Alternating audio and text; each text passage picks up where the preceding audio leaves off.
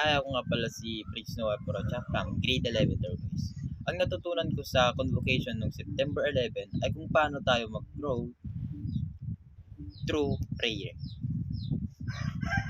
Through prayer, ito yung nagkakaroon tayo ng connection sa Panginoon. Ito yung mga saloobin at dasal na tunay at tapat sa ating puso at isipan. Ito ay mga panalangin na nagmumula sa ating kaluluwa, hangad natin ang pagtatagpo at pakikipag-ugnay sa Diyos.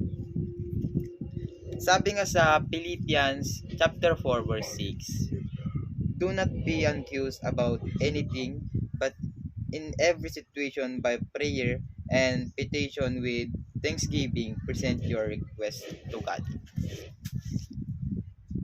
Through prayers grows your confidence in God. Sabi nga ng lecture, dumating man ang pagkabalisa o problema, kung may tiwala tayo sa Panginoon, hindi niya tayo pababayaan. Yan lang po. Thank you.